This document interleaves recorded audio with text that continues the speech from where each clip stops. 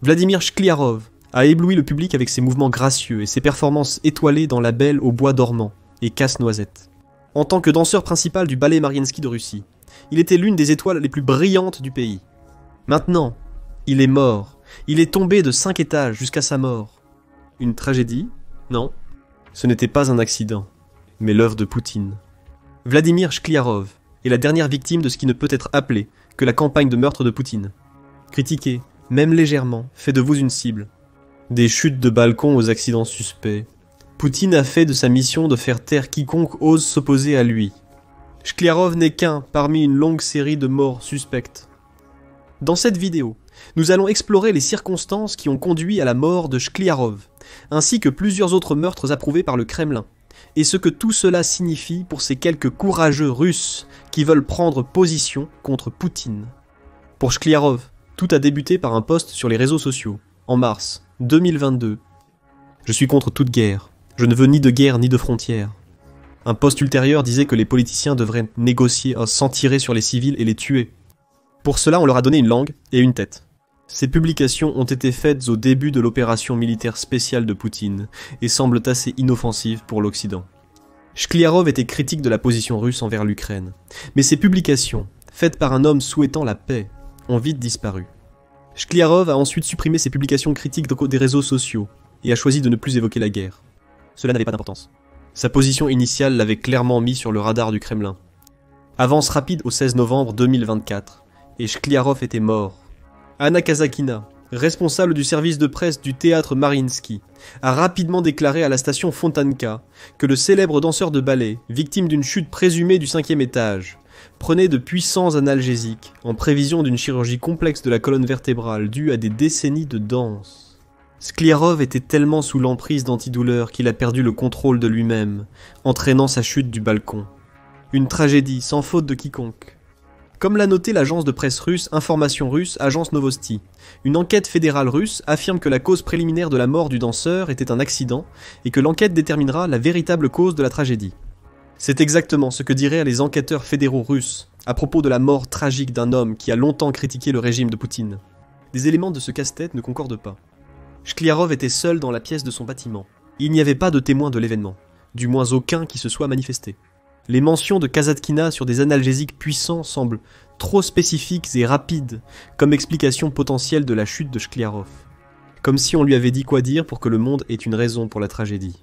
Il est plus probable que le talentueux danseur de ballet ait été victime du mystérieux syndrome de la mort russe. Poutine multiplie les meurtres visant ses opposants, une tendance inquiétante qui ne cesse de s'accentuer. Shkliarov n'était même pas le seul critique russe de Poutine à mourir dans des circonstances mystérieuses en novembre 2024. Il y a aussi Alexei Zimin. Le chef russe de 52 ans critiquait Poutine et ses politiques encore plus ouvertement que Shkliarov. Zimin avait critiqué Poutine depuis l'annexion de la Crimée par la Russie en 2014. Cependant, il avait maintenu une présence en Russie jusqu'à début 2022, grâce à son émission culinaire sur la chaîne NTV. Cette émission a été annulée après qu'il ait critiqué sur les réseaux sociaux l'invasion de l'Ukraine par Poutine. Suite à cette annulation, Zimin, comme près d'1 million de Russes, a fui son pays pour échapper à la fureur de Poutine. Il s'est installé à Londres, cofondant le célèbre restaurant Zima et écrivant même un livre. Lors d'un voyage en Serbie pour promouvoir son prochain livre, Zimin a été retrouvé mort dans sa chambre d'hôtel, ce qui aurait conduit à son décès. Les autorités serbes ont déclaré que la mort ne semblait pas suspecte, malgré l'attente des analyses toxicologiques et des rapports post-mortem. Il se peut que Zimin soit simplement décédé d'une maladie invisible, comme tant d'autres avant lui, mais sa mort est survenue juste 3 jours avant celle de Shkliarov. Un autre critique virulent de Poutine retrouvé mort dans des circonstances mystérieuses. Un schéma émerge.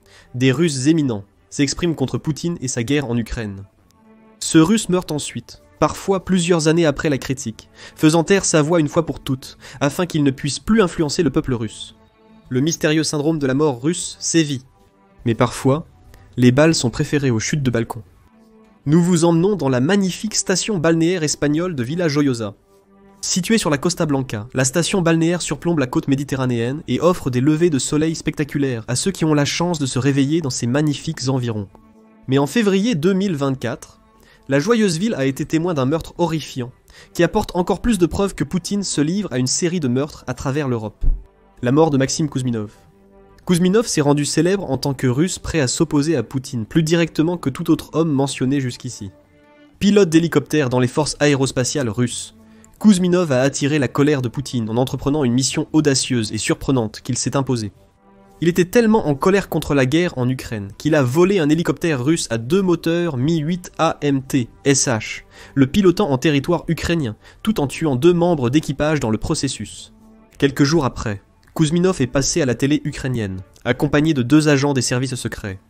Le transfuge russe a dit aux spectateurs qu'il ne voulait pas être complice des crimes russes. La réponse de Moscou était évidente. Selon un officier du renseignement russe, Kouzminov ne vivrait probablement pas assez longtemps pour être jugé dans son pays natal. C'est à ce moment-là que Kouzminov a pris la série de décisions qui scelleraient son sort. L'Ukraine lui a offert de rejoindre la Légion de la Liberté de Russie, un groupe de volontaires russes luttant contre Poutine aux côtés de l'Ukraine. Kouzminov a brièvement accepté l'offre de l'Ukraine. Mais après 2 mois, il a décidé que la guerre n'était pas pour lui. Il voulait tout fuir, Kiev lui fournissant le nécessaire. Un passeport officiel a été délivré au nom d'Igor Shevchenko, garantissant que les autorités espagnoles n'auraient aucune idée de qui elles accueillaient en leur sein. Et Kouzminov a également reçu environ 500 000 $ pour commencer sa nouvelle vie. Avec cela, Kouzminov était prêt à partir pour Villa Gioiosa, une ville de vacances de 36 000 personnes, dont 800 sont russes, et 1200 supplémentaires sont ukrainiens. Il semble que le transfuge voulait profiter d'un endroit qui pourrait offrir un petit morceau de chez lui, même s'il essayait de vivre sous le radar. Il échouerait spectaculairement dans cette mission. Kouzminov serait plutôt victime de l'un des assassinats les plus flagrants perpétrés par Poutine. Les erreurs de Kouzminov ont mené à sa mort. Selon le rapport du Guardian du 24 février 2024, le transfuge se sentait probablement anonyme dans sa nouvelle demeure. Vivant au 9e étage d'un complexe d'appartements, il aurait mené une vie en constante évolution. Des touristes russes et ukrainiens auraient été partout, bien que la plupart ne resteraient pas longtemps, et ne penseraient peut-être pas grand-chose de l'homme russe qui prend quelques verres et se vante de ses exploits dans la guerre. Kouzminov est devenu si confiant dans son nouvel anonymat qu'il a même invité son ex-conjointe à lui rendre visite. Selon des rapports non confirmés, les services de renseignement russes ont ainsi suivi le transfuge, menant possiblement à une surveillance permettant aux futurs assassins de Kouzminov de connaître sa routine. Le 13 février, ces assassins ont agi sans être vus. Le corps de Kouzminov a été découvert dans un parking. Le déserteur était criblé de balles dans une scène digne d'un film de Martin Scorsese. Le concierge de l'immeuble de Kouzminov a raconté qu'il nettoyait dans le garage quand il a entendu une voiture accélérer brusquement sur la rampe. Le concierge est allé enquêter sur le tumulte et a découvert le corps de Kouzminov allongé sur le dos sur le trottoir. Le transfuge était mort. Des balles russes avaient percé son cœur, ses côtes et son estomac. Les autorités espagnoles déclarant plus tard que l'ancien pilote avait été abattu 6 fois. Des images de vidéosurveillance non publiées montraient 2 assassins entrant dans le garage, se cachant derrière leur voiture en attendant le transfuge. Patients. Les tueurs ont observé derrière un verre teinté et attendu 5 heures jusqu'à l'arrivée de Kouzminov. Le meurtre fut rapide. Les assassins ont criblé de balles le corps de l'ex-pilote, puis se sont enfuis en voiture à toute allure. L'absence de coups de feu suggère que les assassins utilisaient en quai des silencieux pour avoir le temps de fuir avant d'attirer l'attention. Comme le souligne Michael Weiss, rédacteur américain de The Insider, le meurtre n'était pas bâclé et porte toutes les marques d'un coup professionnel. S'adressant à 60 Minutes, Weiss dit que les enquêtes de son magazine montrent que Kouzminov était surveillé pendant des semaines, sinon des mois, auparavant, parce que les tueurs connaissaient ses mouvements. On ne sait pas quelles armes les assassins ont utilisées, la plus probable étant un pistolet, mais les balles laissées derrière dans le massacre étaient d'origine russe. Kouzminov est devenu une autre victime du mystérieux syndrome de la mort russe. Cependant, cette mort en particulier ne semble pas devoir être entourée de beaucoup de mystères.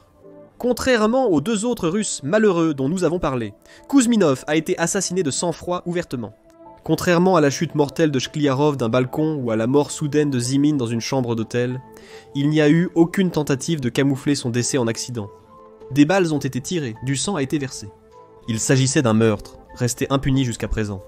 Dans l'immédiat, après la mort de Kouzminov, les autorités espagnoles ont lancé un avertissement sévère que l'Espagne donnerait une réponse énergique si elle apprenait que la Russie était derrière le complot d'assassinat. Depuis, la garde civile espagnole, équivalent approximatif du Federal Bureau of Investigation, a imposé une interdiction de parler du cas Kouzminov, et peu a été dit publiquement depuis la découverte du corps du Russe. La Russie ne s'est certainement pas tue. Bien que la Russie n'ait pas officiellement revendiqué l'assassinat, le vice-président du Conseil de sécurité s'est exprimé au nom de Poutine. À un chien, une mort de chien, a déclaré Dmitri Medvedev lors d'une interview avec plusieurs agences de presse russes, ensuite partagée sur sa chaîne Telegram. Le vice-président a indiqué qu'il avait fini de s'exprimer et qu'il en avait assez dit. La Russie se réjouissait du décès d'un transfuge.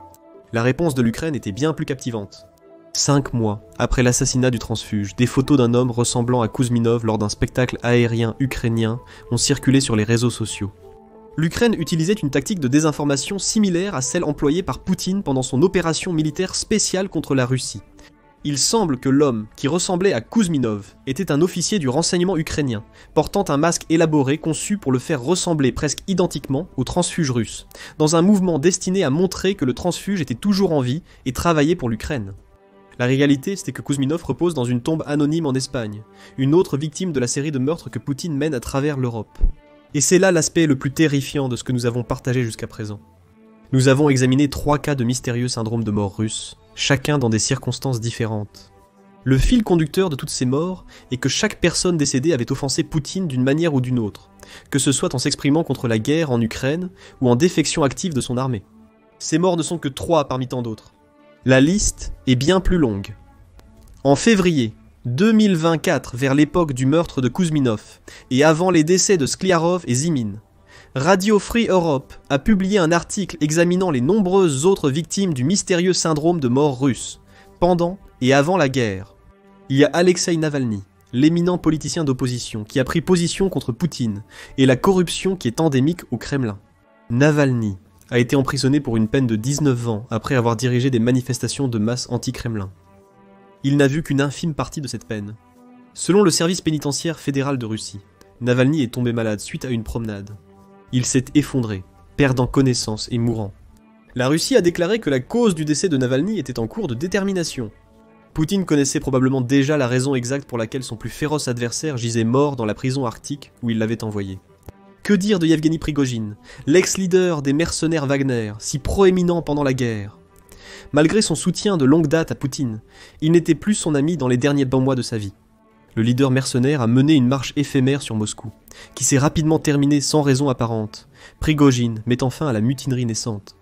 Le 23 août 2023, Prigojine est mort dans un accident d'avion, avec plusieurs de ses associés, qui est entouré de mystères. Prigojine a commis le crime de faire paraître Poutine faillible avec sa marche sur Moscou, démontrant qu'il y a des limites au contrôle de Poutine. Il a payé le prix, et la liste est longue, depuis bien avant le début de la guerre en Ukraine. Le leader du parti libéral anti-Kremlin, Sergei Yushchenkov, a été abattu devant sa maison en 2003. L'ancien agent de sécurité russe, Alexander Litvinenko, est mort après avoir été empoisonné avec du polonium radioactif 210 versé dans son thé. Dans ce cas, un duo de Russes, nommés Andrei Lugovoy et Dimitri Kovtun, ont été accusés d'être ses tueurs. Moscou a refusé d'extrader le duo. Pourquoi le ferait-elle? Ils ont agi au nom de Poutine. Poutine avait un passé trouble avant de lancer son opération militaire spéciale. Ils ont augmenté après le début. Être membre de l'élite russe au début de la guerre de Poutine était clairement dangereux. Début 2022, Poutine s'est lancé dans une frénésie d'assassinat. Pavel Antov, un magnate de la saucisse, est mort après être tombé d'une fenêtre de son hôtel en Inde, peu de temps après avoir montré peu d'enthousiasme pour la guerre de Poutine. Il a rejoint l'un de ses collègues, qui avait également fait une chute par la fenêtre du même hôtel 2 jours auparavant. Ajoutez Shkliar à cette liste, et vous obtenez un nombre étrange de Russes anti-Poutine qui tombent des fenêtres. Ce n'est vraisemblablement pas qu'une question de sécurité. C'est une question de la Russie qui élimine quiconque entrave les projets de Poutine. Il y a aussi l'étrange vague de prétendus suicides qui a eu lieu à travers la Russie en 2022 à considérer. Les magnates du gaz Alexander Toulikov et Leonid Shulman se seraient tous deux suicidés, laissant des notes de suicide qui expliquaient peu pourquoi 2 des citoyens les plus élites de Russie choisiraient de mettre fin à leur vie. Ils font partie des 8 hommes d'affaires russes de premier plan, qui sont morts soit par suicide apparent, soit dans des accidents entre janvier et septembre 2022. 4 de ces 8 étant liés au colosse énergétique d'État russe Gazprom.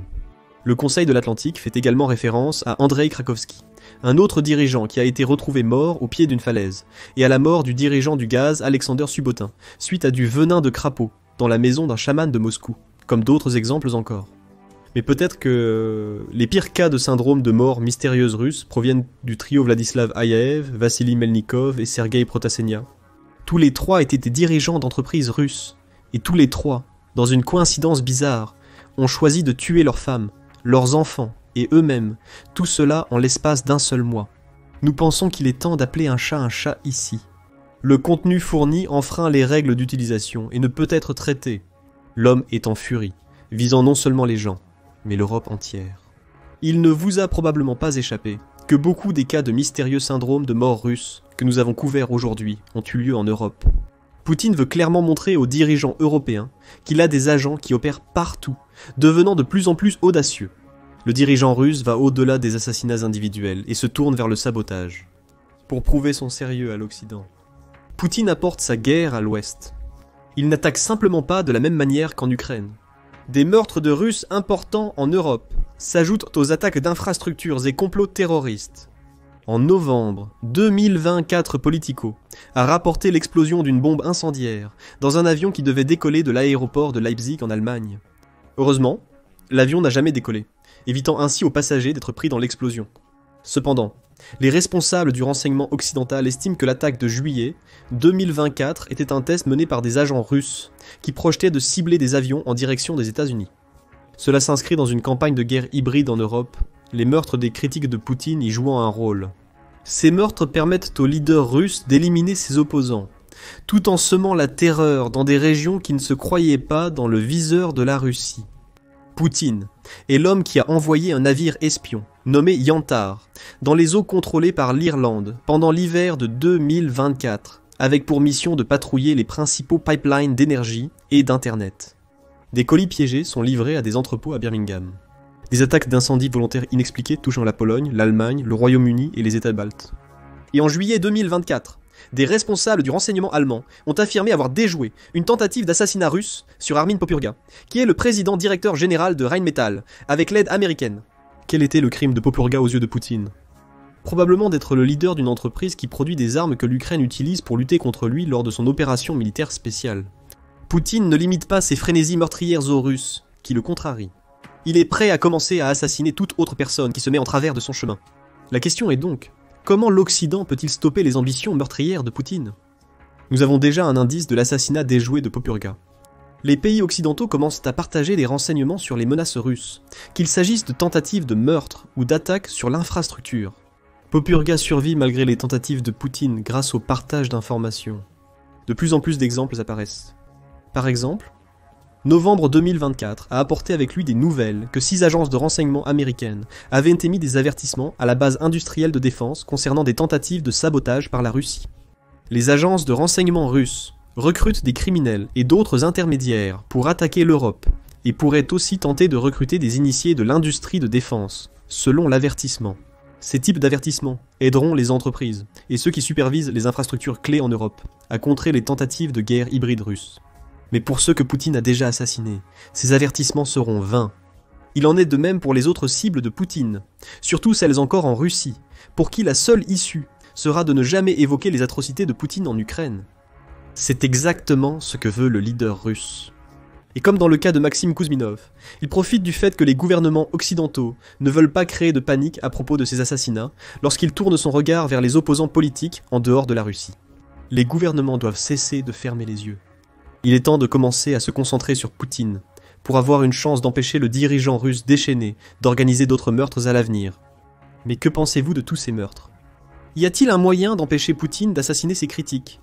Les gouvernements occidentaux devraient-ils en faire davantage pour protéger ceux qui critiquent le dirigeant russe ?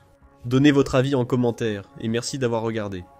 Découvrez maintenant comment les oligarques et seigneurs de guerre se retournent contre Poutine alors que la Russie s'effondre, ou bien cliquez sur cette autre vidéo.